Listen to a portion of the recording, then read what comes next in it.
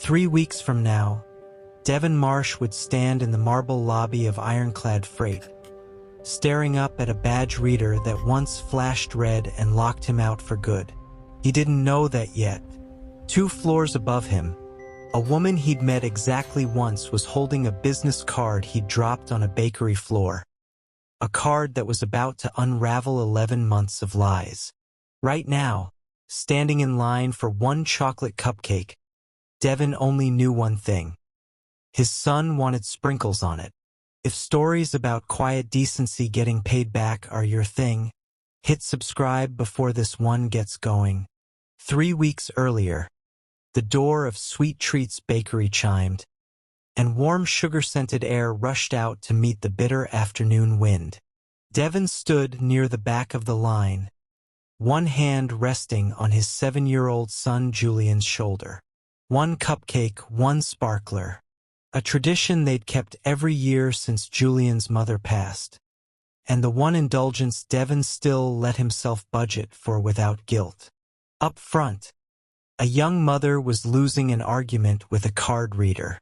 "I'm so sorry, ma'am," the cashier murmured, sliding a declined card back across the counter, low enough that the line wouldn't hear.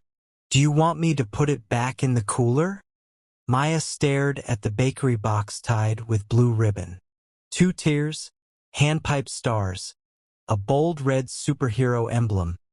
Exactly what her son Toby had described for 3 months straight, down to the shape of the cape. The clock above the register read 4:14. 45 minutes until 8 7-year-olds showed up expecting a party with a cake at the center of it. "Cancel it," she said quietly. "Thank you anyway." She turned and nearly walked straight into Devon. He hadn't meant to listen. In the lull between the lunch rush and the after-school rush, every word had carried across the tile. He recognized the look on her face immediately, the specific exhaustion of a parent who has just run out of road and is doing the math on which humiliation costs less. "He won't have a cake?" Julian whispered, tugging his father's jacket, his voice carrying the particular clarity that 7-year-olds haven't yet learned to soften. Maya's face flushed. She looked at the floor, wishing it would open up and take the moment with it. "Excuse me," Devon said, stepping forward before she could reach the door. She stopped, braced for pity, or worse, for someone in line behind her to sigh loud enough to make sure she heard it.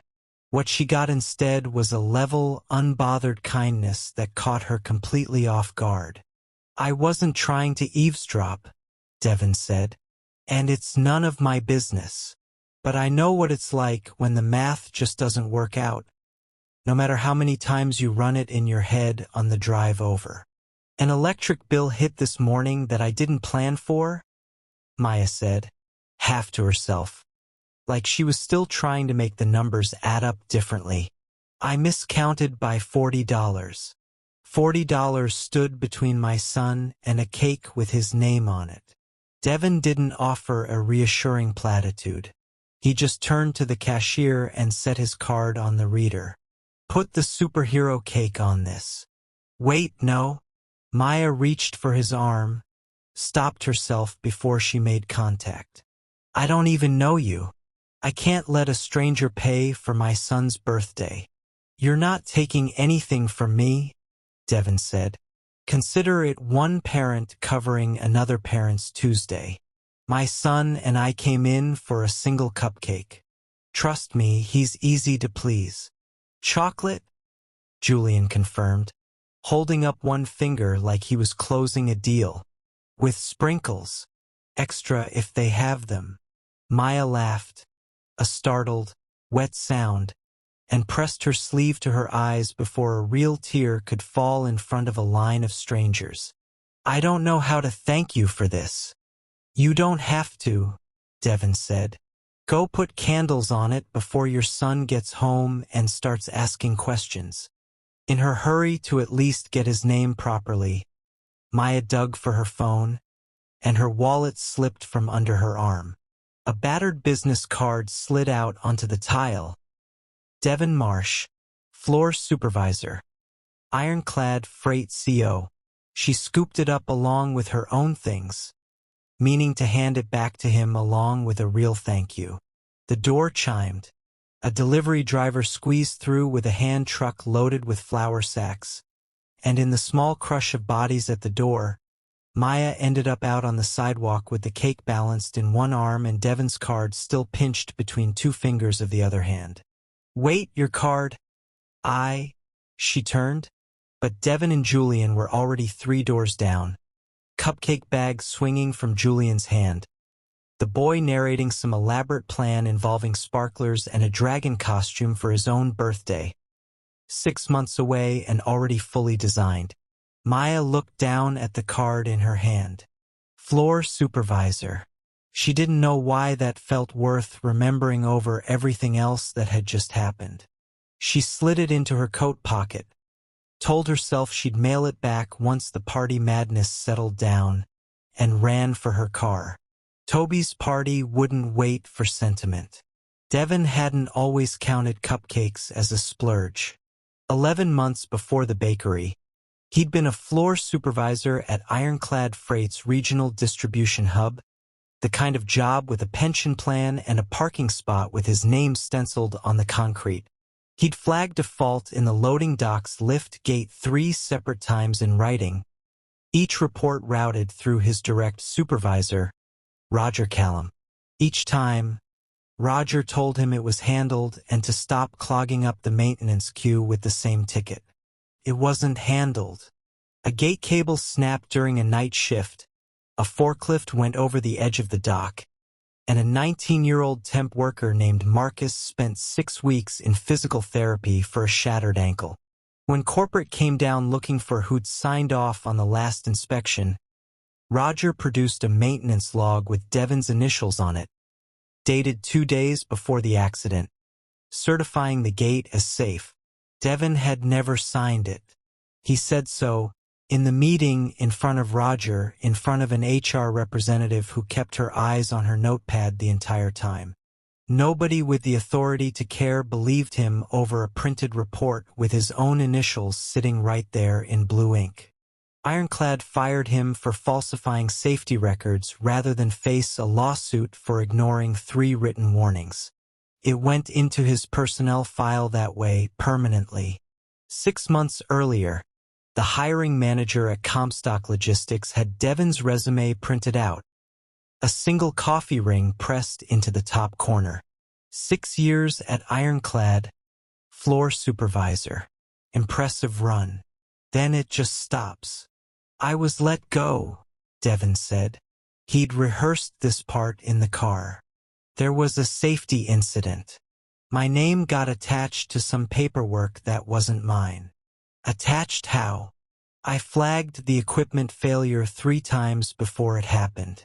In writing, my supervisor closed each one out without an inspection, and after a worker got hurt, a log turned up with my initials on it that I never signed." The hiring manager nodded slowly, the particular nod of someone who has decided not to argue but also not to believe. "So it's your word against the paperwork?" "Yes. And Ironclad's official position is falsification." "Yes." He wrote something on the resume, thanked Devon for his time, and stood to shake his hand a full 90 seconds sooner than the meeting had been scheduled to run. Devon sat in his car in the parking lot afterward for 11 minutes before he trusted himself to drive.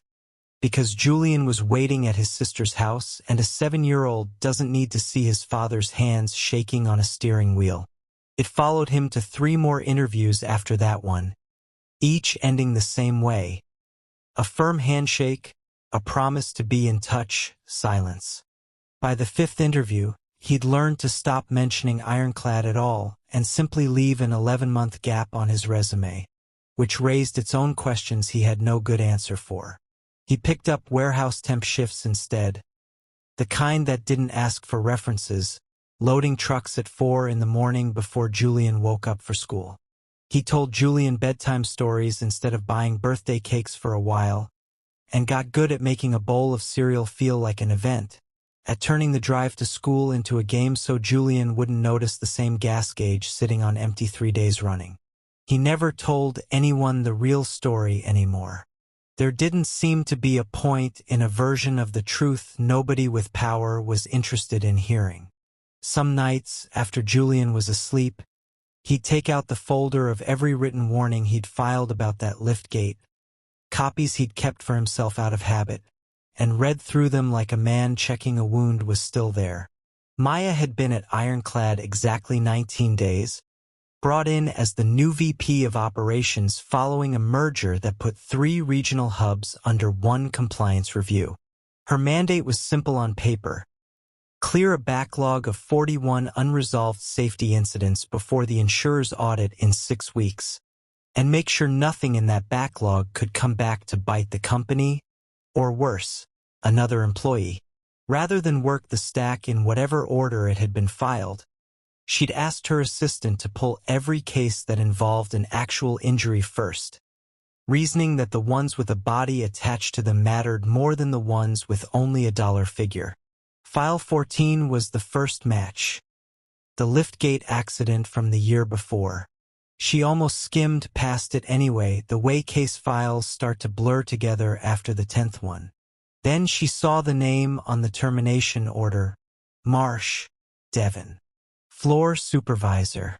She sat back in her chair, reached into the coat she still hadn't gotten around to taking to the cleaners, and pulled out the business card that had been living in that pocket for 2 weeks. Devon Marsh, floor supervisor, Ironclad Freight Co. Her stomach dropped in a way that had nothing to do with coincidence and everything to do with instinct. She pulled the full file and read it twice. The maintenance log with Devon's initials was there, exactly as described, dated 2 days before the accident. But something about the formatting nagged at her, a font that didn't quite match the rest of the file, a signature line positioned slightly off from the template Ironclad had used that entire year. She cross-referenced it against the facility's digital work order system, the one that time-stamped every entry automatically on the server, independent of anything printed and signed by hand. The digital record showed no inspection entry from Devon on that date at all. It showed 3 separate maintenance requests filed by him in the 6 weeks prior, each one flagging the same lift gate by ticket number, each one closed out by Roger Callum with the identical note: inspected, no fault found, with no inspection ever logged as performed anywhere in the system. The printed log with Devon's initials didn't exist anywhere in the digital system. Someone had generated it after the fact on a printer and walked it into the personnel file by hand. Maya sat with that for a long moment, staring at a business card that had ridden around in her coat pocket for 2 weeks by accident. Then she picked up her phone and called the one number she had for the man who'd bought a stranger's son a birthday cake and never once asked what he'd get back for it. Roger Callum had been regional operations director for 6 years, comfortable enough in the role that he'd stopped expecting anyone to check his work twice. He did not expect to be called into a conference room 1 week later to find the new VP of operations, a company attorney, and a folder with his name written on the tab in block letters. "We're reopening the liftgate incident from last year," Maya said, sliding the digital work order printout across the table. "Walk me through why there's no system record of the inspection you attributed to Devon Marsh." Roger's face didn't move for a second too long. "That was a year ago. I don't remember the specifics of one ticket. The specifics are that you closed out 3 separate hazard reports for Mr. Marsh as no fault found without ever logging an inspection, and then produced a signed paper log after an employee was injured, dated 2 days before the accident. In handwriting, a forensic document examiner is currently comparing against verified samples of Mr. Marsh's actual signature." "This is his word against mine," Roger said, sharper now, the beginning of a man reaching for a familiar exit. Marsh has wanted to get back at this company since the day he was let go. Of course he'd say the log was forged. Mr. Marsh hasn't said a word to anyone, Maya said. He doesn't know this meeting is happening. I found the discrepancy on my own, in a system he hasn't had access to in 11 months, cross-referenced against ticket numbers he couldn't have altered even if he'd wanted to. So before you finish that sentence, I'd think carefully about who actually left a paper trail here. Roger's jaw worked for a moment. The exit he'd reached for no longer there. I didn't think the gate would actually fail. Maintenance was backed up for months. The capital budget for it hadn't been approved yet, and Marsh wouldn't stop writing it up every single week. I needed it off my desk before the quarterly review. So you put it on his. The company attorney slid one more page across the table, a signed statement, and set it down without a word. Roger's eyes found the name at the bottom before Maya said anything at all. Marcus Whitfield, the temp worker who'd gone over the edge of the loading dock 11 months earlier, describing a floor supervisor who'd walked the line with a clipboard the week before it happened, pointing out a frayed cable to another supervisor and being waved off. Nobody had asked Marcus a single question about it until that Monday morning. Roger looked at the statement for a long time and didn't say anything else that mattered. Roger Callum was terminated for cause 3 days later, with the incident referred to the State Labor Board and the company's insurer for further review, and a note in the file that would follow him the way his fabricated one had followed Devon. Devon never found out every detail of what happened to Roger afterward, and found he didn't especially need to. What he did get was a phone call from a number he didn't recognize, and a voice that took him a second to place. "Devon, it's Maya. From the bakery." Paused like she was choosing her next words carefully. "I think I owe you a much bigger thank you than the one I gave you 3 weeks ago." She told him everything. The card that had ridden in her coat pocket by accident, the file on her desk with his name on it, the digital records that didn't lie even when the paper ones had been made to. Ironclad was offering full reinstatement, back pay for 11 months, and, given what the investigation surfaced about his original written warnings, a newly created role. Regional Safety Coordinator, reporting directly to the executive team, a position built specifically around the job he'd already been trying to do for free with a stack of ignored paperwork. Devon sat down slowly on the edge of his couch, phone pressed to his ear, and for the first time in almost a year, didn't have a smooth response ready. "I bought your son a cake," he finally said. Like that had to be the whole explanation, because nothing else made sense to him yet. "You did more than that," Maya said. "You just didn't know it at the time." 3 weeks after the bakery, the lobby of Ironclad Freight hadn't changed. Same marble floor, same badge reader that had once flashed red under his palm and refused to let him back into a building he'd given 6 years to. This time, when Devon pressed his new badge against the sensor, the light turned green on the first try and held. Maya was waiting by the elevator, Toby's hand in hers, a folded piece of paper sticking out of her coat pocket that Devon recognized as his own business card, kept safe for weeks by a woman he'd assumed would never think of him again after the door chimed shut behind her. "Ready?" she asked. "For what, exactly?" "Julian's invited too, if you want him here. I figured a man who buys strangers superhero cakes should get to walk back into his old building with an audience that actually deserves to see it."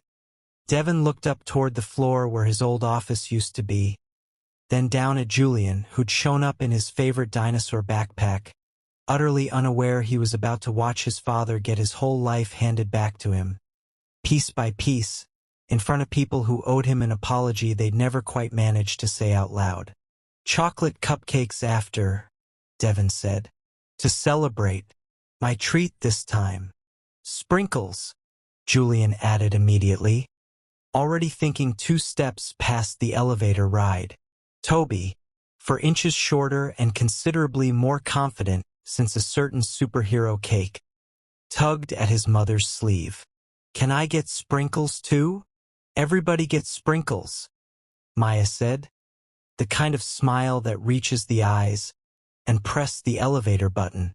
Obviously, the doors opened. Devon stepped in first, the way a man does when he's decided he's not going to let a building intimidate him twice in one lifetime. And for once, nobody in that lobby was betting against him. If you believe kindness still finds its way back around, drop a like before you go, and subscribe for the next one.